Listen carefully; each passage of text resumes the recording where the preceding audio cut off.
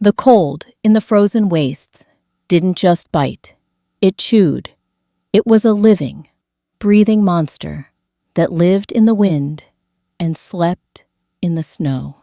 For a shifter, a werewolf with thick fur and a supernatural metabolism, the wastes were uncomfortable.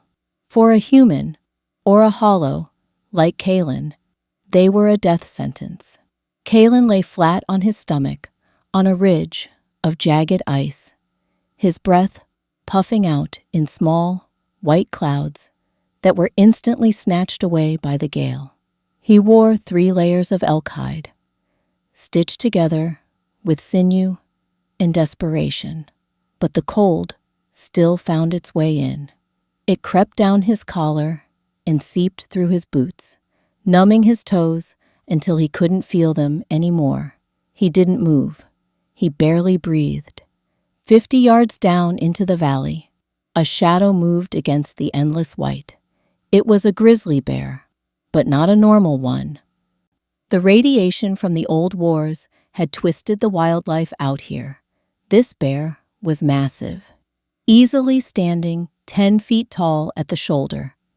Its fur was patchy and matted, revealing thick, gray skin underneath that looked like armor plating. One of its eyes was swollen shut, but the other glowed with a feral, hungry, red light.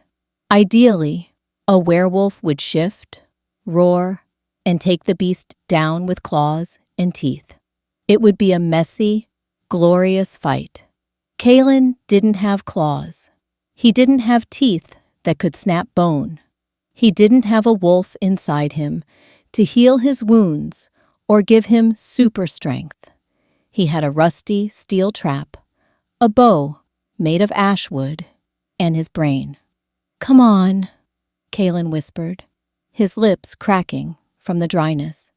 Just a little closer to the tree line. The bear sniffed the air.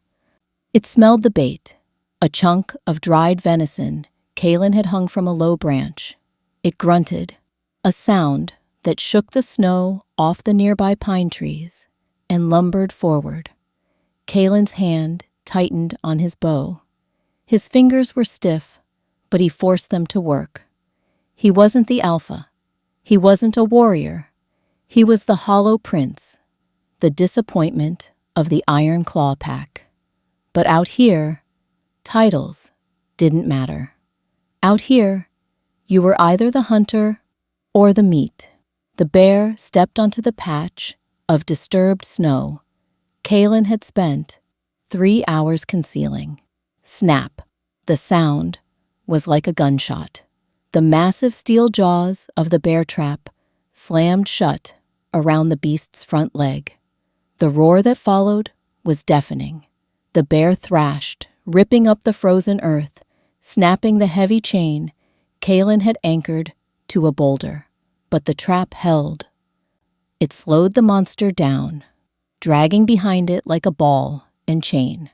Kalen didn't wait. He stood up, drew his bow, and fired. The arrow flew true, burying itself deep in the bear's shoulder. The beast screamed and turned toward him, spotting the small figure on the ridge. It charged. Even with the trap dragging it down, it was fast, terrifyingly fast. Kalen didn't panic.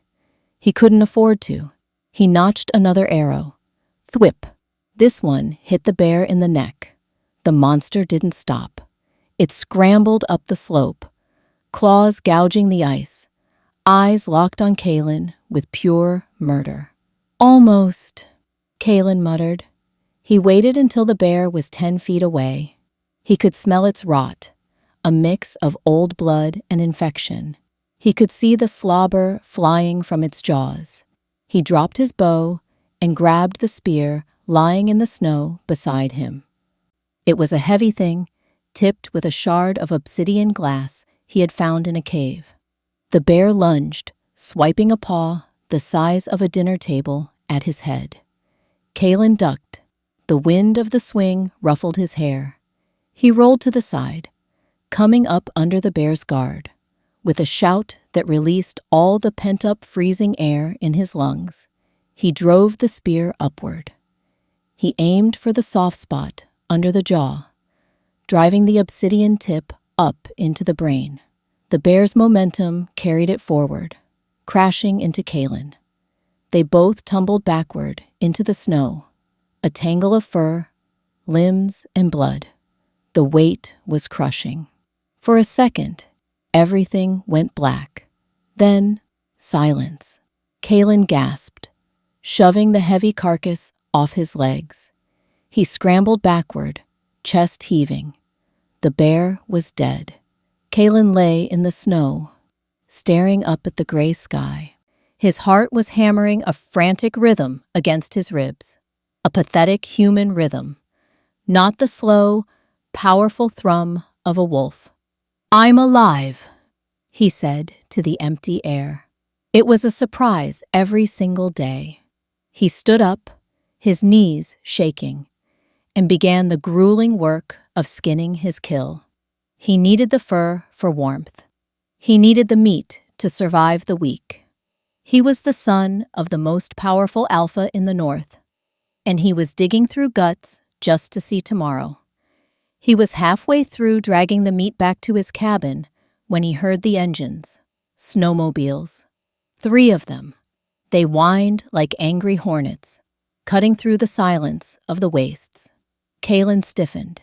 He knew that sound. He stood by the entrance of his cabin, a sad little shack made of logs and mud, huddled against the side of a cliff for protection.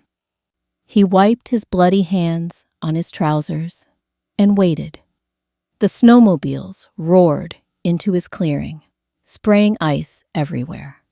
They circled him once, like sharks, before cutting their engines. The riders hopped off. They were big men, wearing sleek, expensive thermal gear with the iron claw crest embroidered on the chest. They didn't need the gear.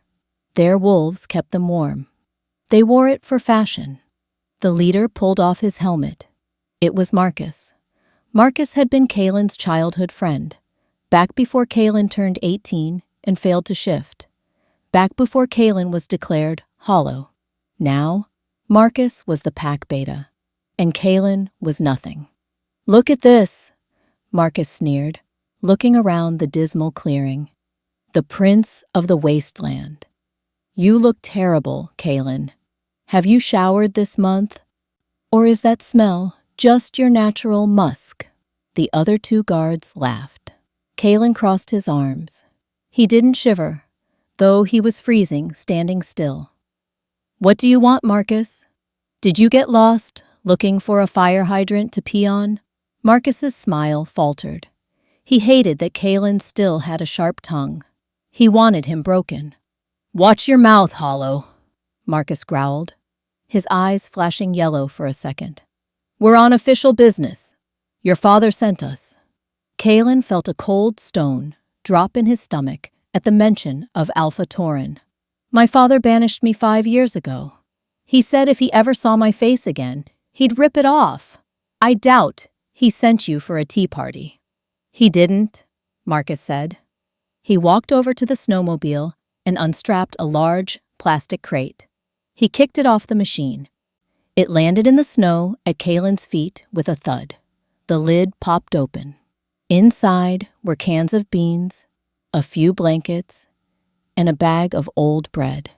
"It's from your mother," Marcus said, his voice dripping with mock pity. "She was crying at dinner again, begging Alpha Tauren to make sure her poor, broken baby wasn't starving to death. The Alpha is a generous man, so he allowed us to bring you charity." Kaelin stared at the box. Charity. Pity. It was worse than hatred. Hatred meant you were a threat. Pity meant you were pathetic. "I don't need it," Kaelin said quietly. "Oh, I think you do," Marcus laughed, looking at the bloody bear carcass. "Looks like you're eating roadkill. Take the beans, Kaelin. Maybe if you eat enough, you'll finally grow a tail." Kaelin looked at the food. His stomach rumbled. He was hungry. He was always hungry. The bread looked stale, but it was food. But then he looked at Marcus. He saw the smug satisfaction in the beta's eyes. He saw the way the guards were smirking, waiting for him to kneel and say thank you. Kalen grabbed the crate. "There you go," Marcus said. "Good boy." Kalen walked over to the fire pit outside his cabin, where a few embers were still glowing from the morning. "What are you doing?" Marcus asked. Kalen overturned the crate. The cans, the blankets, the bread, it all tumbled into the ash.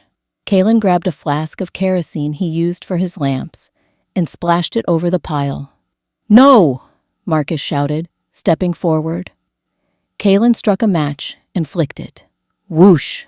The flames roared up, devouring the blankets and scorching the food. The smell of burning wool filled the air. Kalen turned back to Marcus. The firelight danced in his dark eyes. "Tell my mother I'm eating just fine," Kalen said, his voice steady. "And tell my father that if he wants to send me something, he can send me a challenge, not his leftovers." Marcus stared at the fire, stunned. Then, his face twisted into a snarl. He marched up to Kalen. Towering over him, Marcus was 6'4" and rippling with muscle. Kalen was 6 feet, lean and scarred. "You arrogant little waste of space," Marcus hissed. "You think you're noble? You're just a human dying in the snow. You should have died at birth." Marcus shoved Kalen. It was a casual shove for a werewolf, but it sent Kalen flying backward. He hit the log wall of his cabin hard, the air leaving his lungs. He slid down to the ground, gasping. Marcus loomed over him. "Next time we come back, maybe we won't bring food. Maybe we'll just finish what nature is trying to do." Marcus spat in the snow near Kalen's boots. "Let's go, boys. I can't stand the smell of weakness." They mounted their snowmobiles and roared away, leaving Kalen alone in the silence. Kalen sat there for a long time. The fire crackled, consuming the charity he had been too proud to take. His ribs ached where he had hit the wall. "I'm not weak," he whispered to himself. It was the only lie he allowed himself to tell. By nightfall, the weather had turned. In the wastes, a storm didn't give warnings. It just hit. The wind picked up from a howl to a scream, driving ice crystals sideways like bullets. The temperature plummeted to 30 below zero. Kalen was inside his cabin, huddled near his small wood stove. The walls rattled and groaned under the assault. He was sharpening his knife, trying to ignore the gnawing hunger in his belly, when he heard it. It was faint, barely audible over the wind. A sound that didn't belong in the wastes. A scream. Kalen froze. He tilted his head. "Help!" It was a woman's voice, and it was coming from the river. Common sense told him to stay put. Going out in this storm was suicide. Even the bears were sleeping. Whatever was out there was probably already dead. But Kalen cursed under his breath, grabbed his heavy fur cloak, and kicked the door open. The wind hit him like a physical blow, nearly knocking him back inside. He lowered his head and pushed through it, wading into the knee-deep snow. He ran toward the river, slipping and sliding on the ice. The river in the wastes never fully froze. The current was too fast, but it was deadly cold. Falling in meant death in less than a minute. He reached the bank. Squinting through the blinding snow, there, caught on a snag of driftwood in the middle of the churning black water, a figure was clinging on for dear life. Her skin was blue-white. Her dark hair was plastered to her skull. She was barely keeping her head above the water. "Hold on!" Kalen screamed, though the wind stole his voice. He didn't think. He couldn't. He grabbed a coil of rope from his belt, tied one end to a sturdy pine tree on the bank, and tied the other around his waist. He jumped in.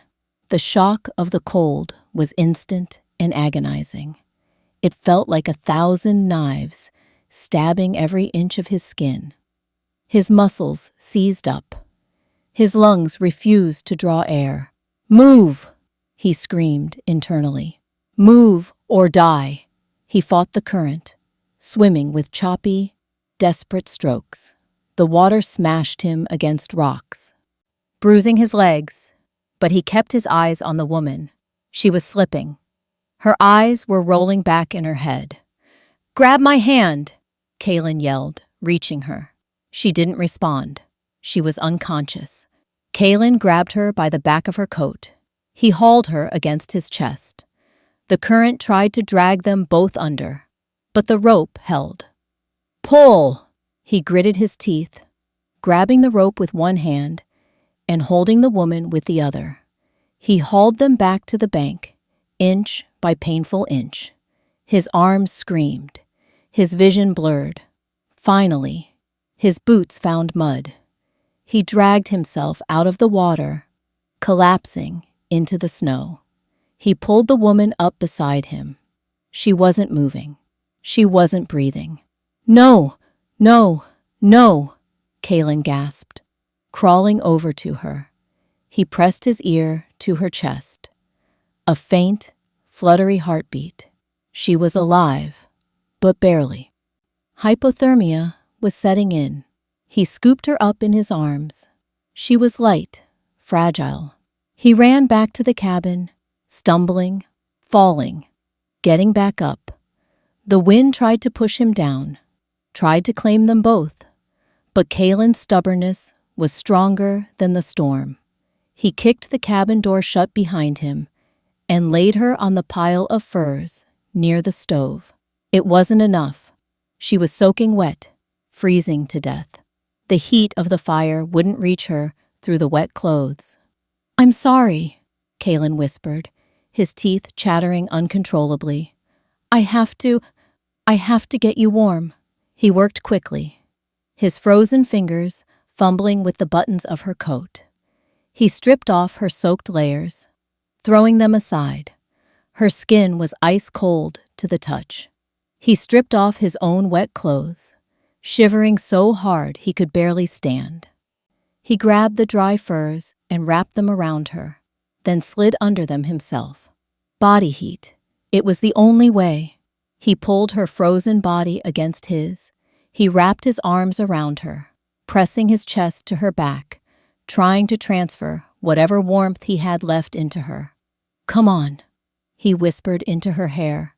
"Wake up. Don't die on me." He closed his eyes, waiting for the shivering to stop, waiting for sleep or death. And then it happened. His bare hand brushed against the bare skin of her arm. Thump! It wasn't a sound. It was a collision. A jolt of electricity, hot and violent, shot from his hand, up his arm, and slammed directly into his chest. Kaylin gasped, his eyes flying open. The cabin seemed to vanish. The cold seemed to vanish. Suddenly, he was burning. It started in his gut, a deep, molten heat that spread through his veins like wildfire. His heart, which had been beating its pathetic, human rhythm, skipped a beat. Then it stopped. For a terrifying second, there was silence in his chest. And then, boom, boom, it started again. But it was different. It was louder, stronger, slower. It felt like a war drum being beaten in a canyon. Boom, boom. Kaylin clutched his chest, gasping for air. The heat was intensifying. His bones felt like they were vibrating. His senses, usually dull and human, suddenly sharpened to a razor's edge. He could smell the pine sap in the wood of the walls. He could hear the wind outside, not as a roar, but as individual currents of air. and he could hear her.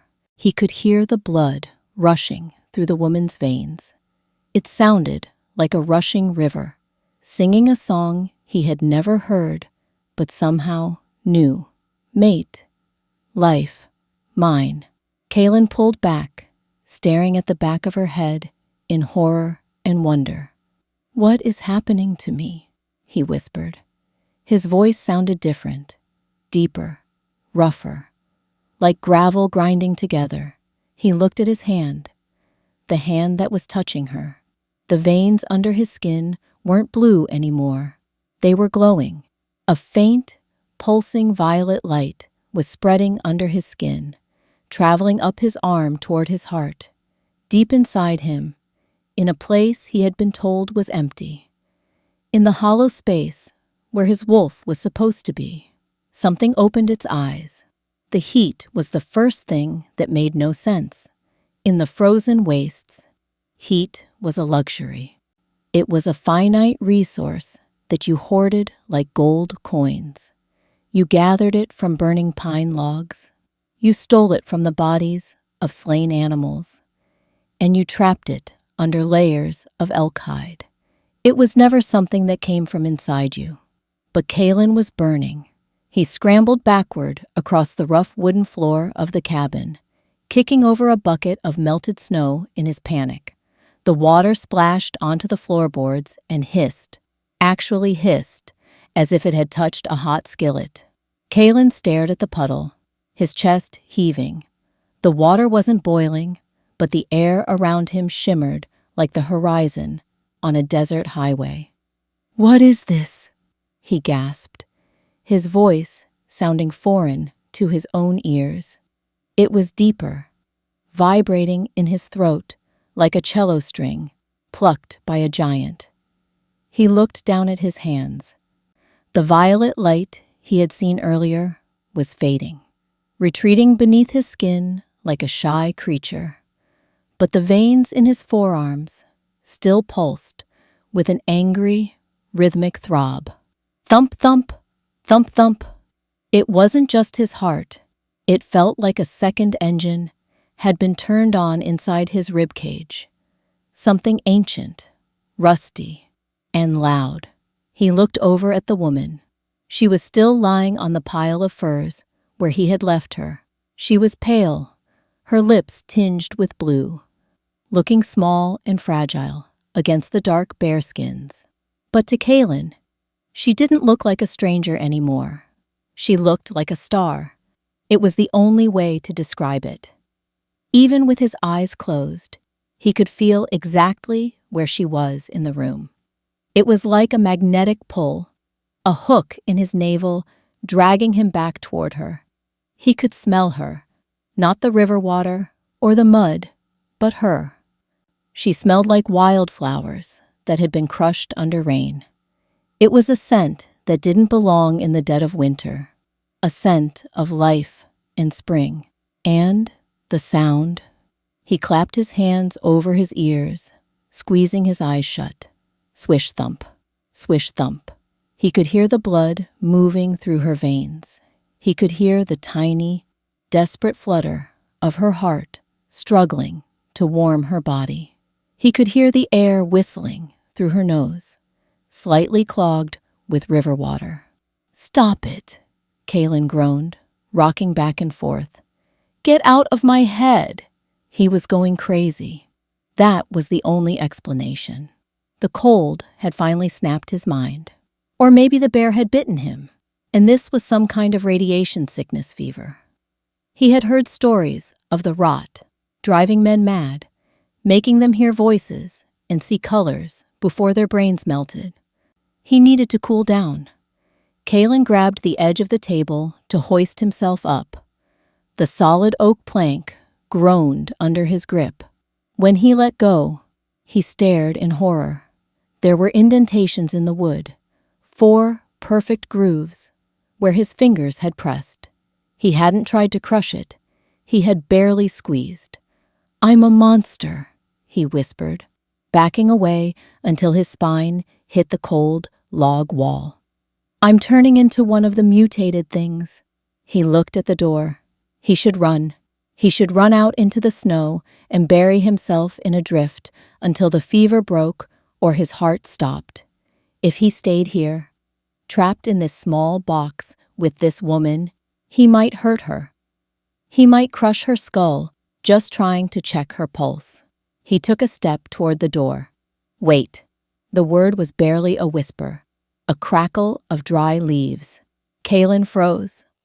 The sound of her voice hit him like a physical blow, sending a shiver of pleasure, actual pleasure, down his spine.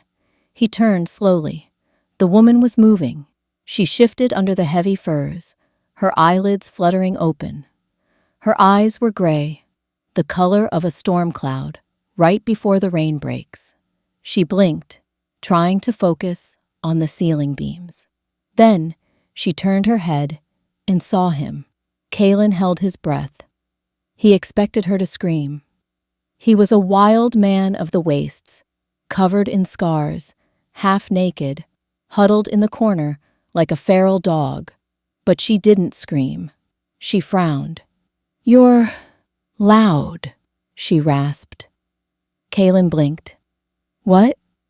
"Your heart," she whispered, closing her eyes again, as if the light hurt. "It's so loud. It sounds like a drum." Kaelin pressed a hand to his chest. "You can hear it?" "I can feel it," she murmured. "The floor is vibrating." She tried to sit up, but her arms gave out, and she fell back with a soft gasp of pain.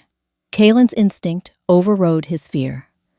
Before his brain could shout, "Stay away," his body was already moving. He crossed the room in 2 long strides and knelt beside her.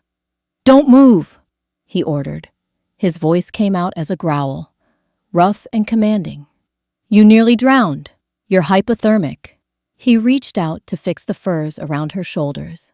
Careful, so incredibly careful, not to touch her skin.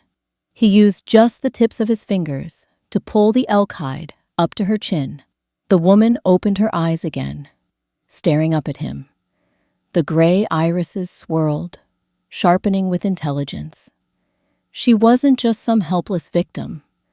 There was a keenness in her gaze that reminded Kaelin of a hawk. "Who are you?" she asked.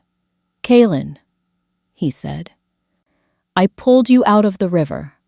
"Kaelin," she tested the name on her tongue. "You're burning, Kaelin." "I know," he said grimly. I think I'm sick. The bear might have carried a disease." "No."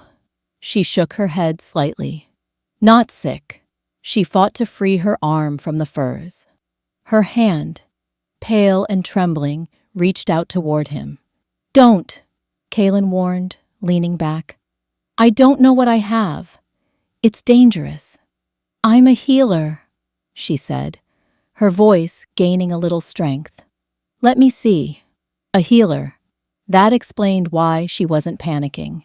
Healers were rare, revered wolves who could sense injuries and sickness. But Kaelin wasn't a wolf. He was a hollow. "You can't heal a human," Kaelin said bitterly. "Our bodies don't work like yours." "You are not human," she said. It wasn't a question. Kaelin scoffed, a harsh sound. "Trust me." "I am. I've got the scars to prove it. No fur, no claws, no healing factor. Just bad luck and brittle bones." "Then why?" she whispered, her hand hovering inches from his knee. "Is the air around you boiling?" Kaelin looked at the space between them. The air was indeed wavering, rippling with heat waves. "I told you, it's a fever," he insisted, though he sounded less sure now. "Let me touch you," she said. "No, coward," she challenged softly. Kaelin's jaw tightened. He wasn't a coward. He hunted bears with a stick. He lived where alphas feared to tread.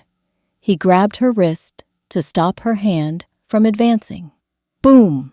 The moment his skin connected with hers, the cabin didn't just vibrate. It shook. Dust rained down from the rafters. The tin cups on the table rattled and fell over. The lantern swinging from the ceiling beam swung violently, casting wild, dancing shadows against the walls. It felt like the earth beneath the foundation had just shrugged. Kaelin gasped, but he couldn't let go. His hand seemed glued to her wrist. The sensation wasn't heat this time. It was energy. Pure, raw power flowed from her into him, and from him back into her. It was a loop, a circuit closing. He felt his veins stretching, his muscles tightening, his very bones groaning as if they were trying to grow, to expand, to reshape. For Lyra, lying on the furs, the effect was instant.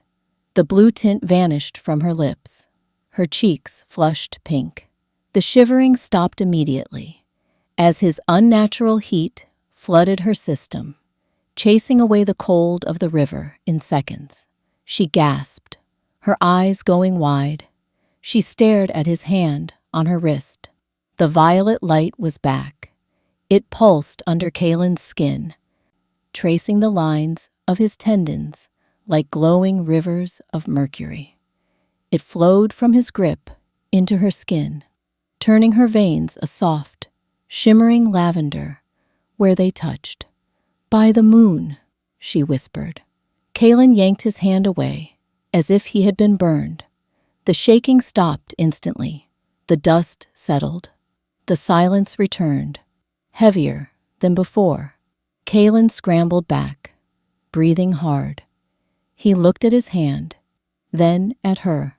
"What did you do?" he accused, his voice shaking.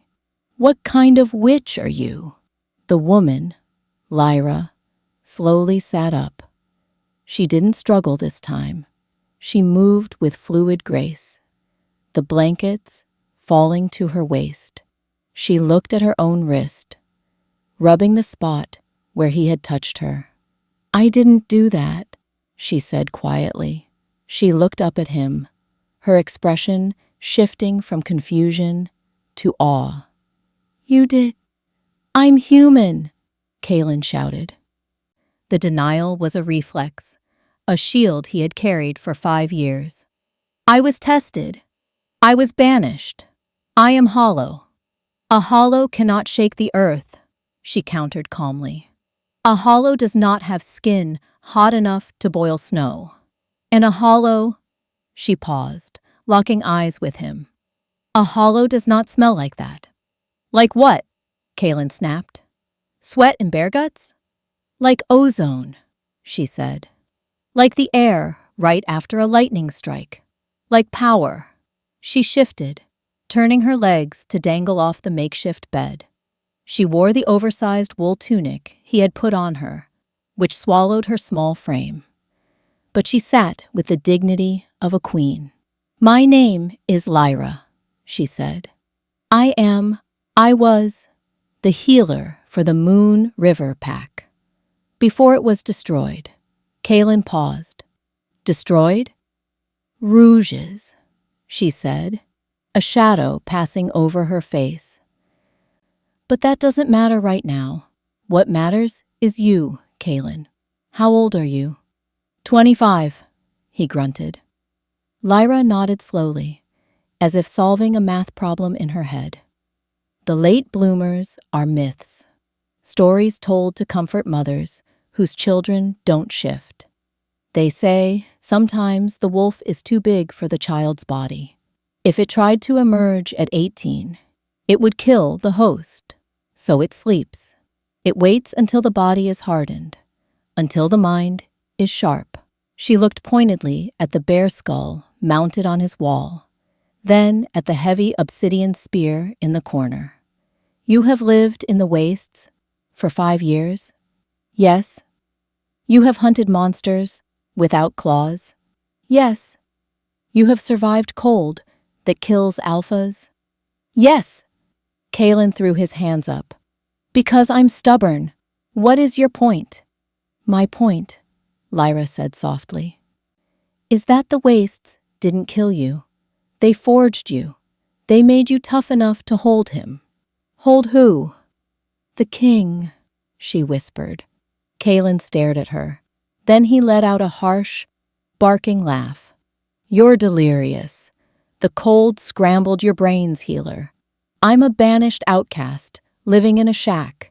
There's no king here. He turned away, grabbing a poker to stir the fire. He needed to do something with his hands. He needed to focus on the physical world. Wood, iron, fire. Because the world Lyra was spinning was too terrifying to contemplate. I'm going to make some broth, he said, his back to her. You need to eat. Then, when the storm clears, you're leaving. I don't care where you go, but you can't stay here. You're making things weird. Weird? Lyra challenged. Or real. I said enough. Kaelin slammed the poker against the stone hearth. Sparks flew. He spun around to face her, ready to shout her down, to command her to be silent. But the words died in his throat. Lyra was standing. She had crossed the room silently. She was standing right in front of him, looking up at his face. She had to crane her neck. He hadn't realized how much he towered over her. You can push me away, Kaelin, she said softly. You can call yourself hollow. You can hide in the snow. She reached out. This time, he didn't run. He couldn't.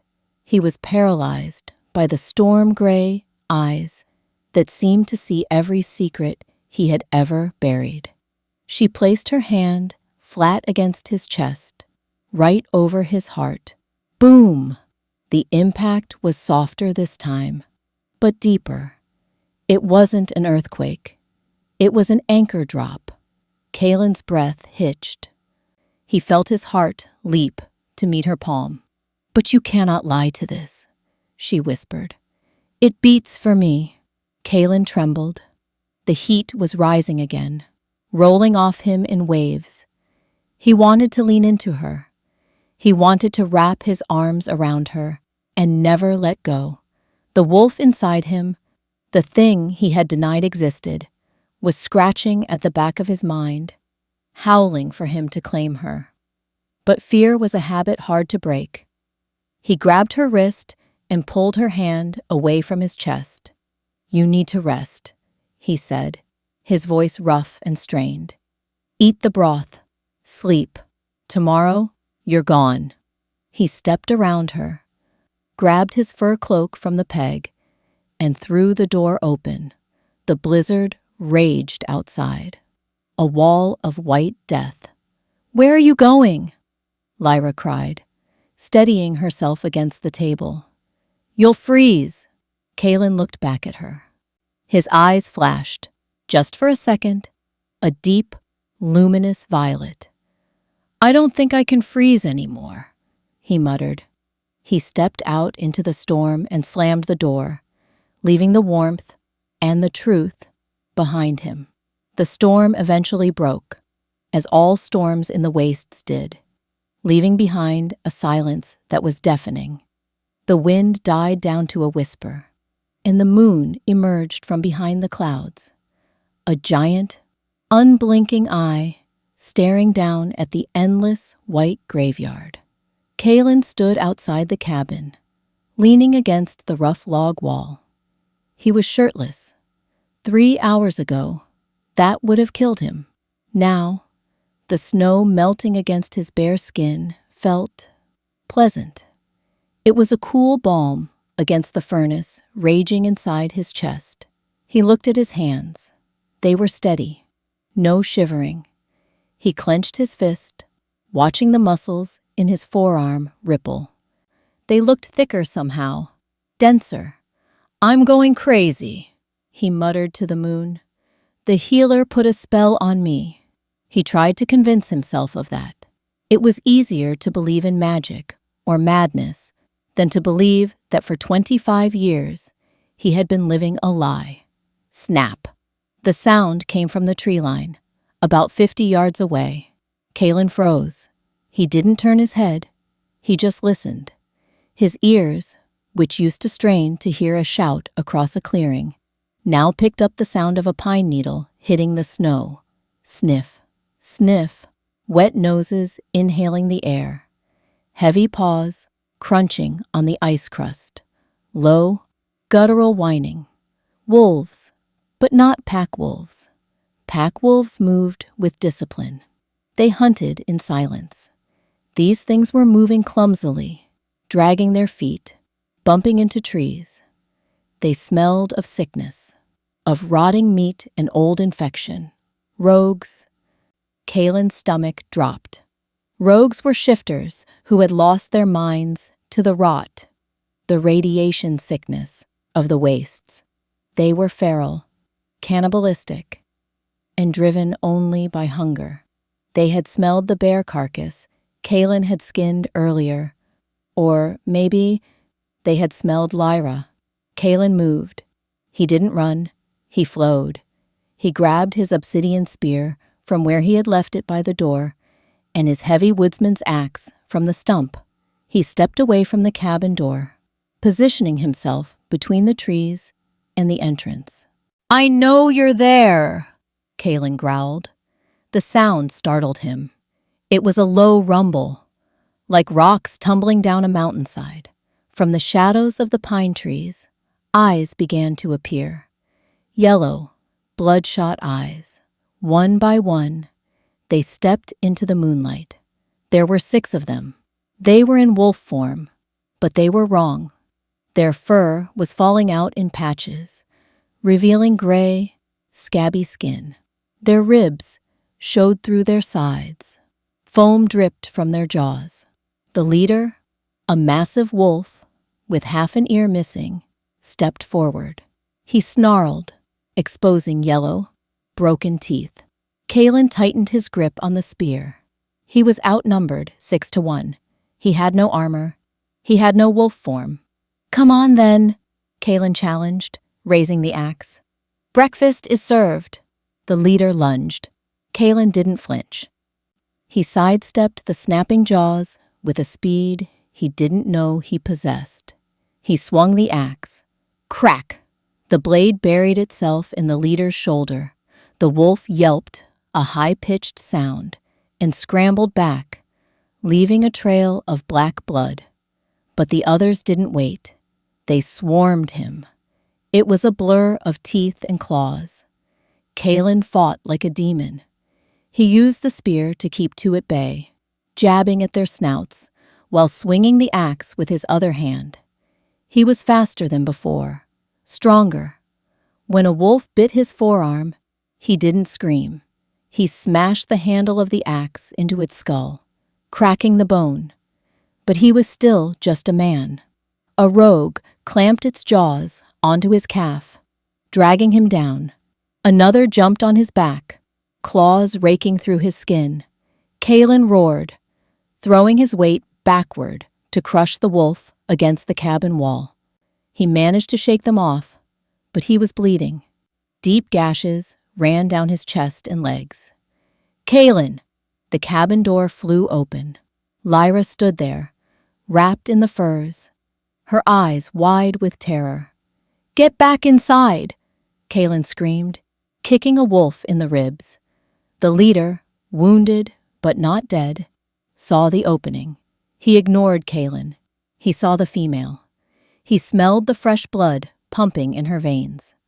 With a snarl, the leader bolted past Kalen, heading straight for the door. "No!" Kalen scrambled to get up, but 2 rogues tackled him, pinning his arms to the snow. He watched, helpless, as the massive rogue leaped at Lyra. Lyra raised her hands, a pathetic defense against a killing machine.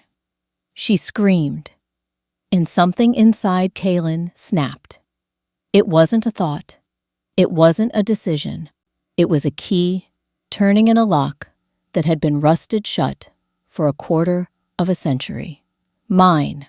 The word exploded in his brain.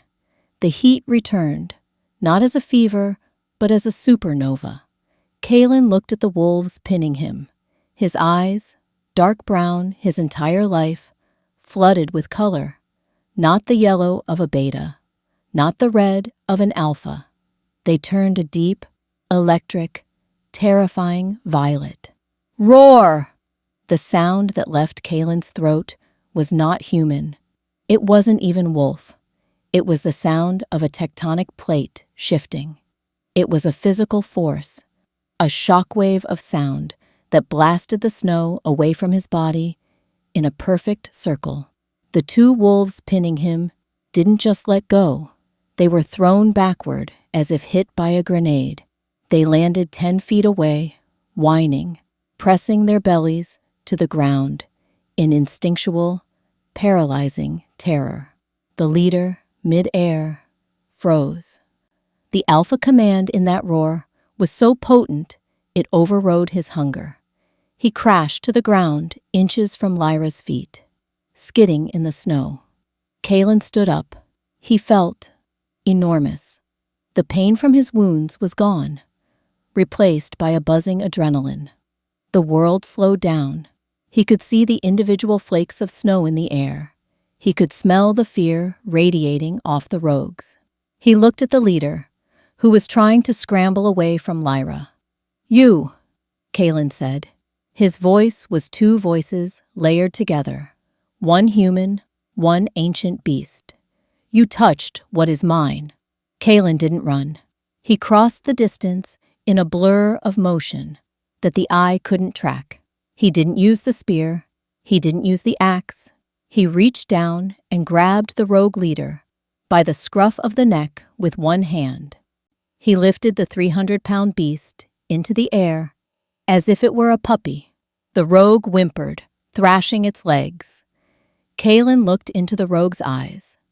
His violet gaze burned with cold judgment. "Bad dog," Kalen whispered. He squeezed. There was a sickening crunch. The rogue went limp instantly. Kalen tossed the carcass aside like a rag doll. He turned to the remaining 5 wolves. They were huddled together, tails tucked so far between their legs, they were practically touching their stomachs. They weren't attacking anymore. They were bowing, submitting to the apex predator. Kalen took one step toward them. The wolves didn't wait. They turned and fled, sprinting into the darkness of the tree line, yelping as if the devil himself was chasing them. Silence returned to the clearing. Kalen stood there, chest heaving, steam rising from his blood-soaked body. The violet light in his eyes slowly faded, flickering out like a dying candle. The adrenaline crashed. The pain rushed back in all at once. Kalen swayed. His knees buckled. "Kalen!" Lyra was there instantly, catching him before he hit the snow. She wasn't strong enough to hold his weight, so she guided him down gently. "You..."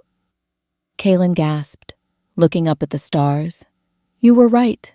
I'm not human." "No," Lyra whispered, brushing the hair from his forehead. She looked at the dead rogue, then back at him with awe.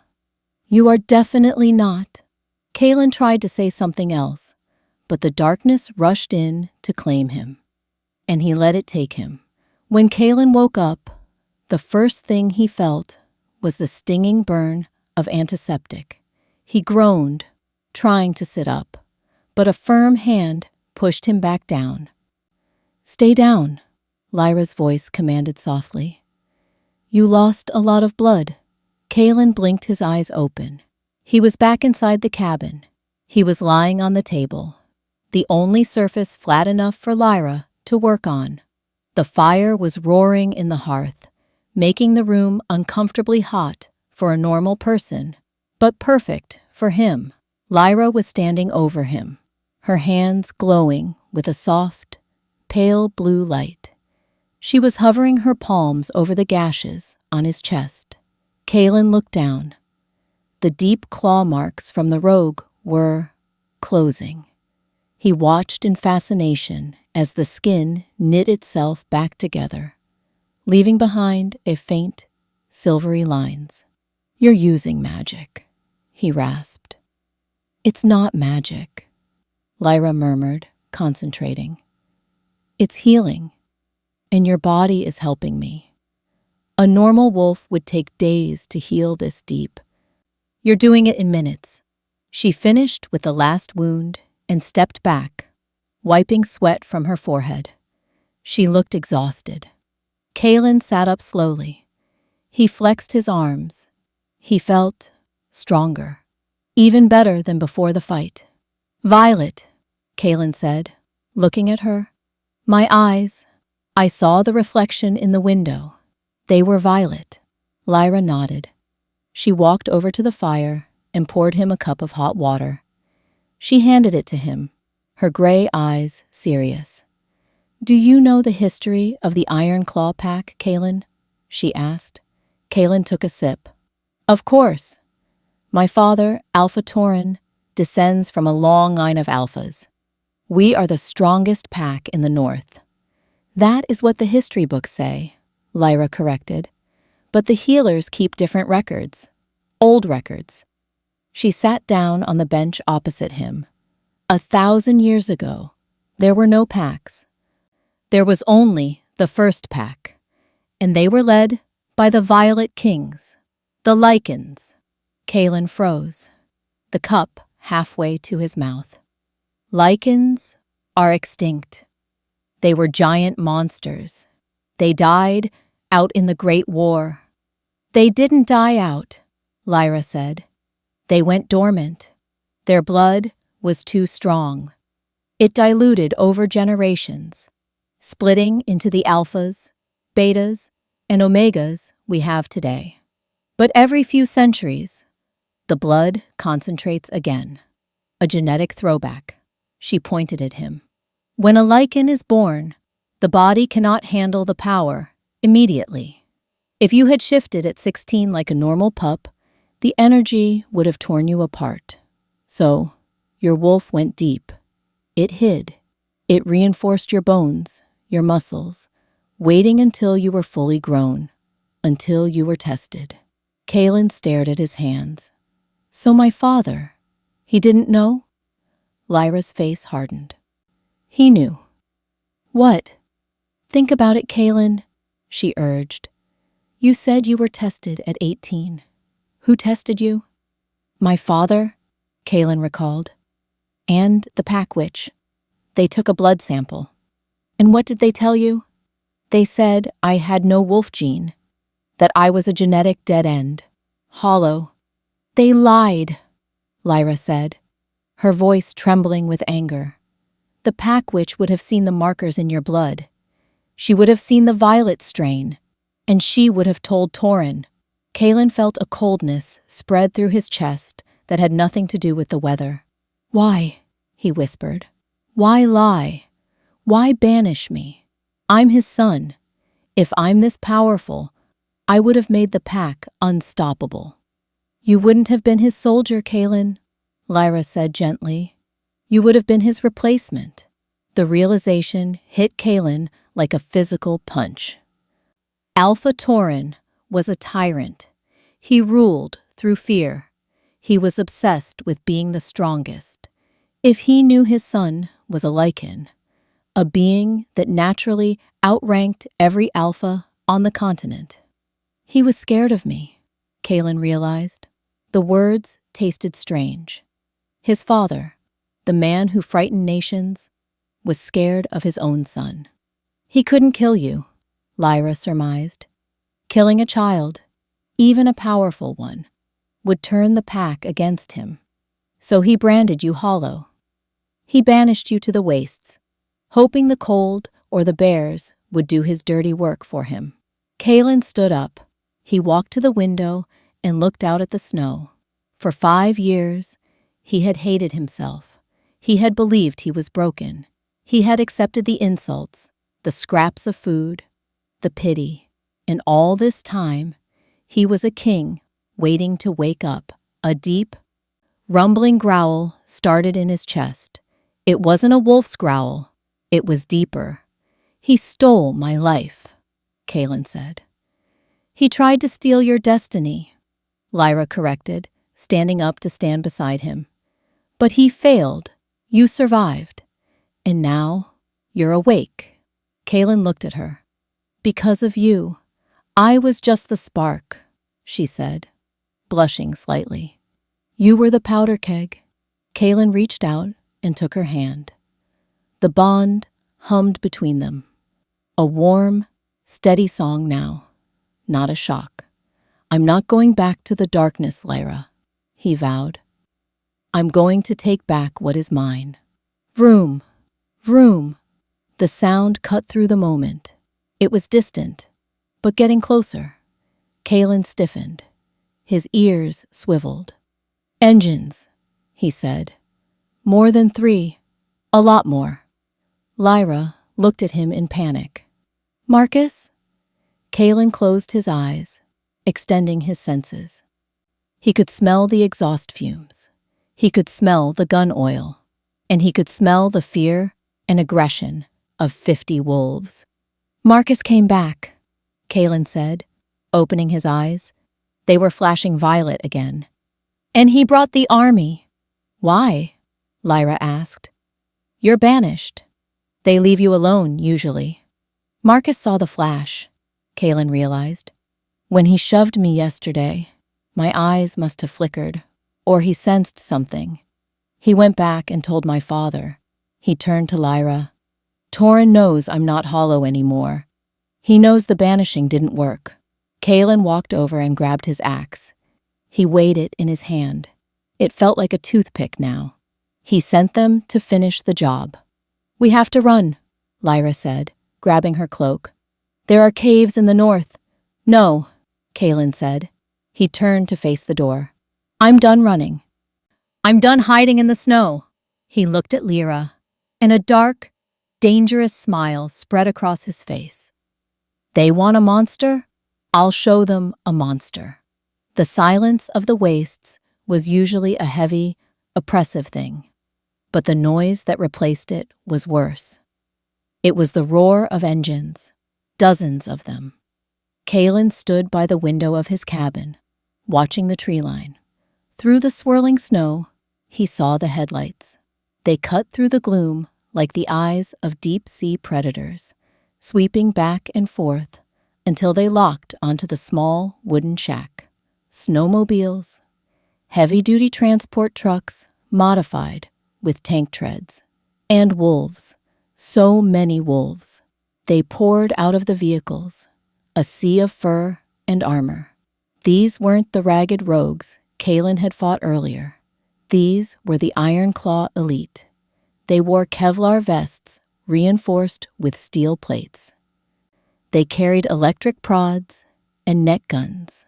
They moved with military precision, forming a perimeter around the cabin in seconds. He sent the whole battalion, Kaelin murmured.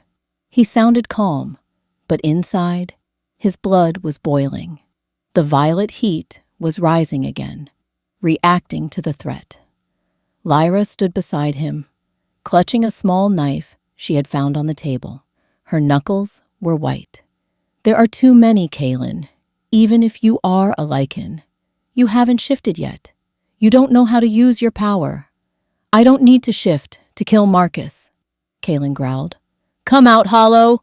Marcus's voice boomed over a megaphone. He was standing on the hood of the lead truck, looking safe and smug behind a line of 20 warriors.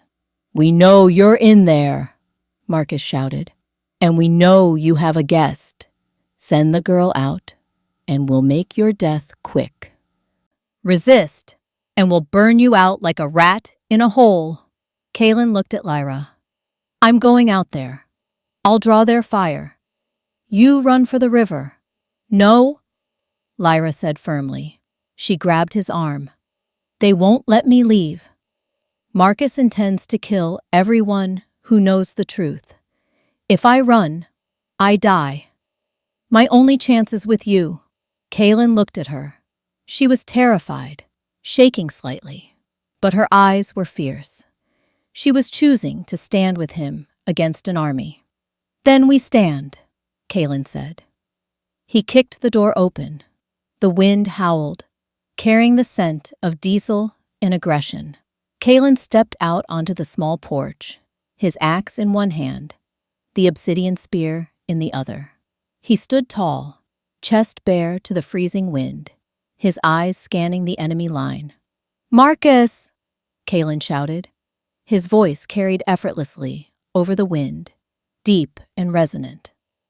"You brought a lot of friends for a charity visit." Marcus laughed. "Just taking out the trash, Kalen. Alpha Tauren decided the wastes were too good for you. He wants you gone, permanently." Marcus signaled with his hand. 3 warriors stepped forward. They weren't holding weapons. They were holding flamethrowers. Kalen's eyes widened. "Cowards? Fire!" Marcus commanded. Streams of liquid fire arched through the air. They hit the dry logs of the cabin with a whoosh. The wood, seasoned by years of dry wind, caught instantly. The flames roared up the walls, eating through the moss, chinking. The heat was instantaneous and intense. "Back inside!"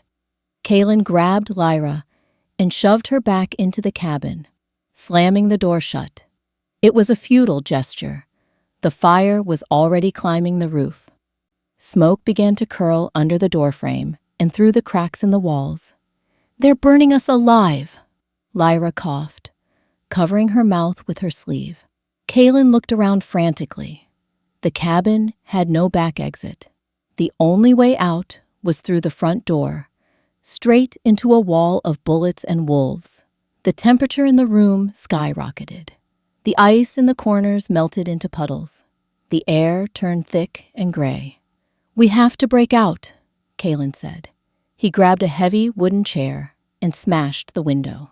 A hail of bullets tore through the opening instantly, splintering the wood around the frame. Kalen ducked, pulling Lyra down to the floor. "Snipers! They have the windows covered!" They were trapped. The fire roared louder, a deafening crackle that sounded like a beast eating the house. A burning beam fell from the ceiling, crashing onto the table where Kalen had been sleeping just hours ago. "Kalen!" Lyra gasped. She was lying on the floor, her face pressed against the damp wood. I can't breathe." The smoke was thicker down here.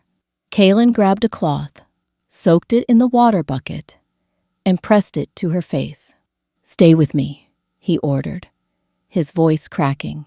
He looked at the door. It was glowing red hot. The paint was peeling. He was going to die here. After finally waking up, after finally finding out who he was, after finding his mate, he was going to burn to death in a shack. No, the word didn't come from his brain. It came from his marrow. He looked at Lyra. Her eyes were closing. Her chest was barely moving. Rage. Pure, unadulterated, ancient rage exploded inside him. It wasn't like the fight with the rogues. That was survival. This was different. This was protective. This was the instinct of a king whose queen was being threatened. Kalen threw his head back and screamed. It started as a human scream of frustration, but it broke. It shattered. His back arched violently. Crack! The sound of his own spine realigning was louder than the fire. Kalen fell to his hands and knees. He felt his ribs expanding, snapping outward, and knitting back together instantly to make room for massive lungs. His skin felt like it was being ripped apart. "Kalen," Lyra whispered, forcing her eyes open. She watched in horror and awe. Kalen's skin was turning black. Not from the soot, but from fur. Thick, midnight black fur was erupting from his pores, covering his arms, his back, his legs, his hands slammed into the floorboards. His fingers lengthened, the bones thickening, stretching. Massive, curved claws, black as obsidian and sharp as razors, burst from his fingertips. gouging deep into the wood. His face pushed outward, his jaw unhinged and reformed, elongating into a muzzle filled with rows of serrated teeth. It hurt. It was agony. But it was also right. It was the feeling of a foot finally sliding into a boot that fit. Outside, Marcus was laughing. "Do you hear that screaming? The little prince is cooking." Inside, the screaming stopped. It was replaced by a sound that made the fire seem quiet, a low, vibrating thrum that shook the remaining walls of the cabin. Kalen, or what used to be Kalen, stood up. He didn't stop at 6 feet. He kept rising. 7 feet, 8 feet, 9 feet. His head scraped the burning rafters. His shoulders were wide enough to block out the light. He looked down at Lyra. His eyes were 2 burning suns of violet fire. There was no humanity left in them, only the absolute, terrifying intelligence of the apex. He nudged her gently with his massive snout. "Safe," the bond whispered in her mind. Then he turned to the door. Marcus was checking his watch. "All right, let it burn for another minute. Then send in the cleanup crew to collect the bones." The cabin was fully engulfed now. It was a pillar of orange flame against the white snow. The roof was sagging. "A shame," one of the elite guards muttered. "I heard the girl was pretty." Boom! The burning front wall of the cabin didn't collapse inward. It exploded outward. Logs, burning debris, and a shower of sparks were blasted into the clearing as if a bomb had gone off inside. The warriors closest to the cabin were knocked off their feet by the shockwave. "What the?" Marcus shielded his eyes from the glare. From the inferno, a shadow emerged. It was massive. It walked through the flames as if they were a warm summer breeze. The fire licked at its fur, but didn't burn it. The black coat seemed to absorb the light, drinking it in. The creature stepped onto the snow. A collective gasp went through the 100 gathered soldiers. Even the wolves, trained, hardened killers, whimpered and backed away. It was a wolf, but it was to a normal wolf what a tiger does to a house cat. It stood on its hind legs, towering over the trucks. Its chest was a wall of muscle. Its claws were the length of butcher knives, and its eyes, violet. Glowing, pulsing, hateful, violet. "Lycan," a veteran warrior whispered, dropping his gun. "It's a Lycan." Marcus turned pale. "Open fire!" he shrieked, his voice cracking. "Kill it! Kill it now!" The elite guard hesitated for a second, paralyzed by genetic memory. Their instincts screamed, "Submit." "I said fire!" Marcus roared, firing his own pistol. The bullet hit the beast in the chest. It flattened against the dense muscle and fell harmlessly into the snow. The beast didn't even flinch. It tilted its head, looking at Marcus. Then it smiled, a rictus of razor-sharp teeth. It roared. The sound shattered the windows of the trucks. It blew the snow back for 50 yards. It was a physical blow that forced every wolf in the clearing to their knees. Then the Violet King moved. He was a blur of black shadow. He closed the distance to the first line of defense in a heartbeat. A warrior tried to swing an electric baton.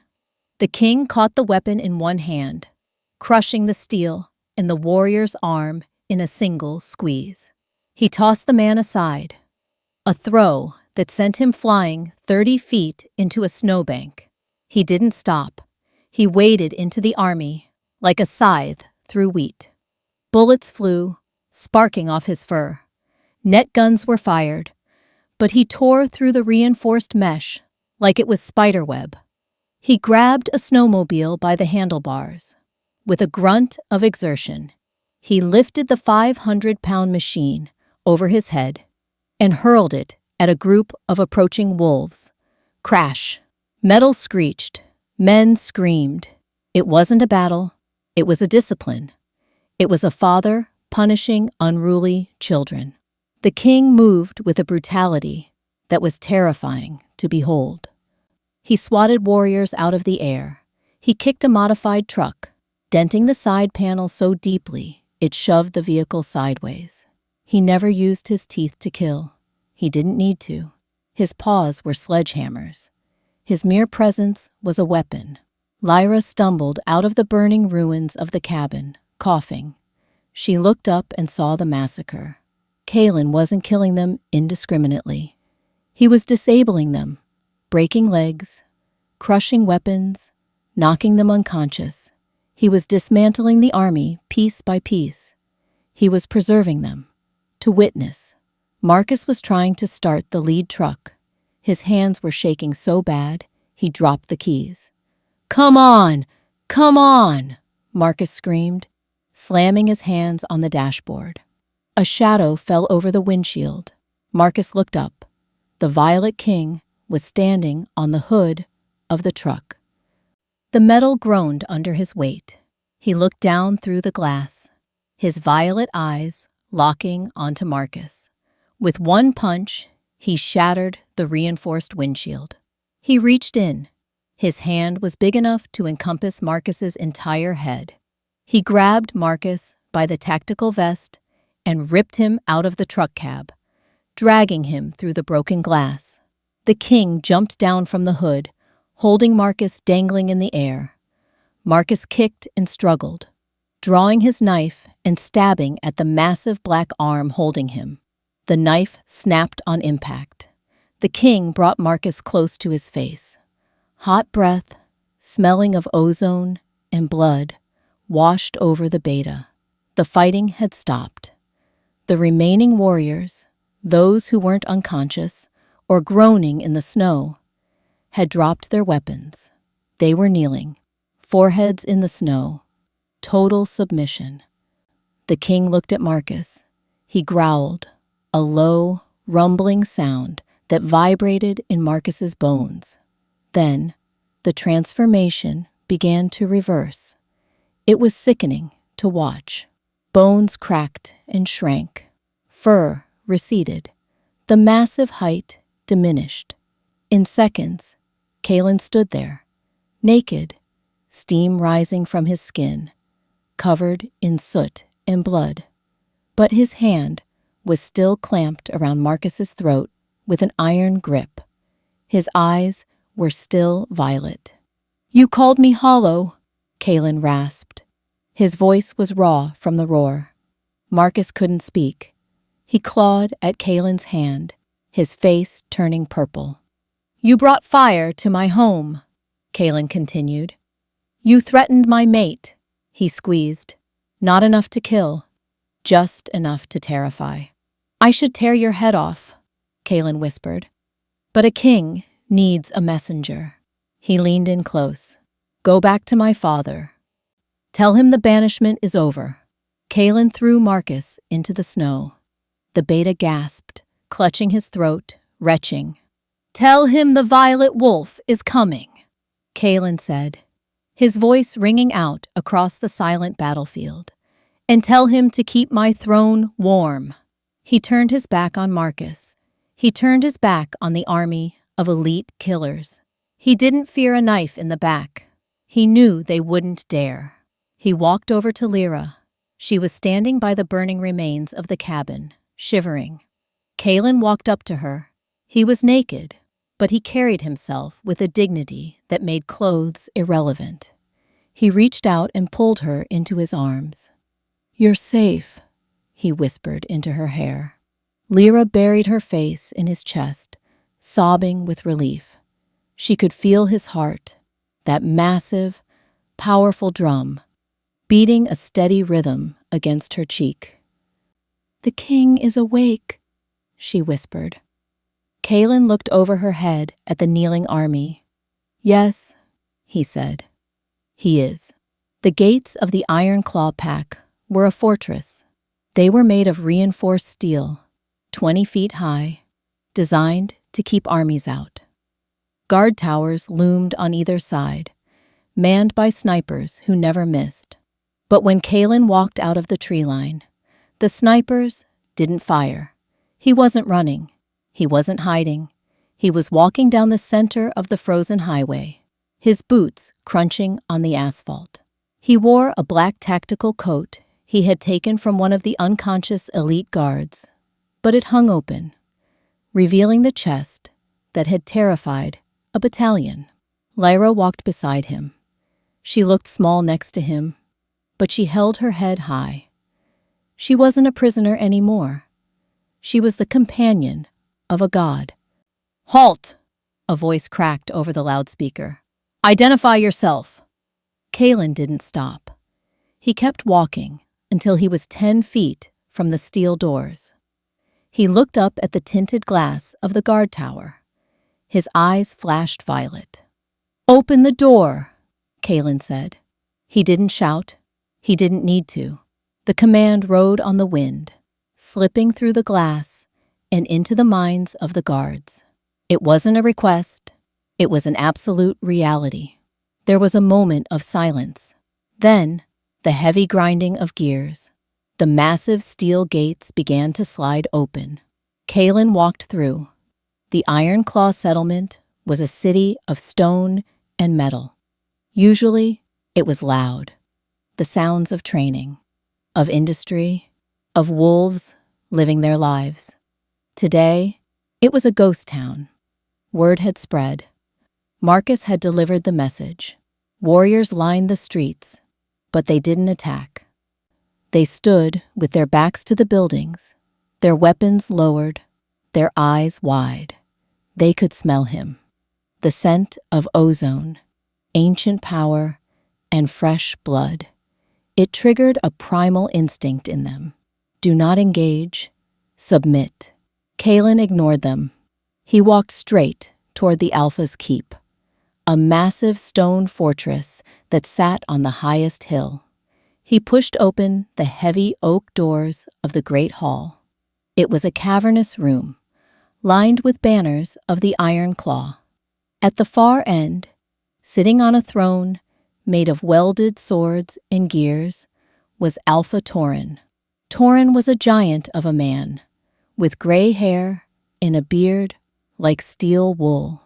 He looked strong, but Kalen could see the truth. He could hear the rapid-fire beat of his father's heart. Tauren was terrified. Marcus stood by the throne, looking pale and bruised, his throat still purple from Kalen's grip.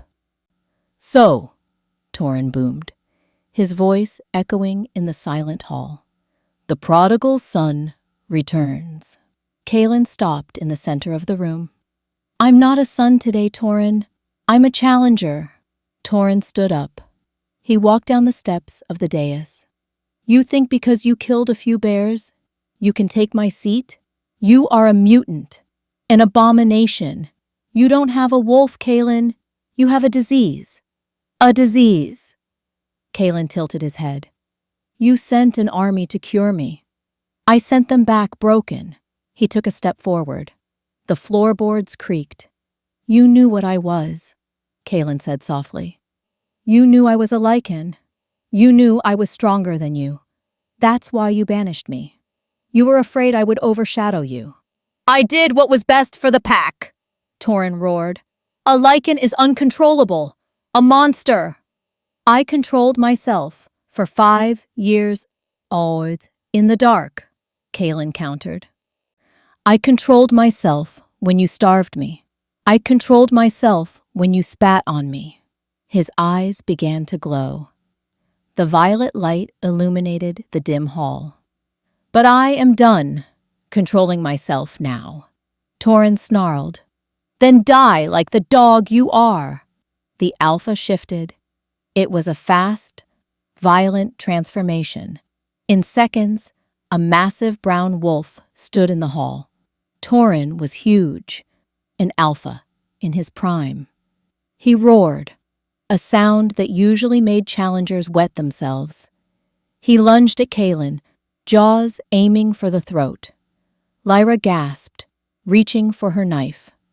But Kaelin didn't shift. He didn't need to. He stood his ground. He waited until the brown wolf was mid-air. Then, Kaelin moved. He stepped to the side, grabbed the wolf by the scruff of the neck and the flank, and slammed him into the stone floor. Crack! The impact shook the banners on the walls. Torin yelped, scrambling to get up, snapping his jaws. Kaelin didn't let him up. He placed one boot on the wolf's neck. He pressed down, not enough to crush the windpipe, but enough to pin him to the ground. "Is that it?" Kaelin asked, looking down at his father. "Is that the power of the Iron Claw?" Torin thrashed, scratching at Kaelin's boot, but Kaelin was immovable. He was a statue of iron and judgment. Kaelin leaned down. He didn't shout. He whispered, "Submit." He flooded the bond with the violet aura. It wasn't just physical weight. It was spiritual domination. It was the king commanding the subject. Torin froze. He whined, his tail tucked between his legs. The brown wolf melted away. Torin shifted back into his human form, lying naked and defeated on the cold stone floor under his son's boot. "I yield," Torin choked out. "I yield." "Alpha." Kaelin stepped back. He looked around the room. The guards, the servants, the nobles, they were all watching. "He is not Alpha," Kaelin announced, his voice ringing clear. "An Alpha protects his pack. An Alpha does not banish his children because he is insecure." Kaelin looked at Torin. "I won't kill you, father. That would be too easy." He pointed to the door. "You like the cold? You think the wastes are good enough for your blood?" Torin looked up, horror in his eyes. "Leave," Kaelin commanded. "Take nothing. No coat, no food, no weapons. Go to the wastes. If you are truly strong, you will survive." "Kaelin, please," Torin begged. "I will freeze." "I survived," Kaelin said coldly. "Start walking." Torin looked at the guards. No one moved to help him. They looked at Kaelin with awe. The king had arrived. And the tyrant was finished, weeping. The former Alpha crawled to his feet and stumbled out of the great hall into the winter he had condemned his son to. Kaelin watched him go. Then he turned to the throne. He didn't sit on it.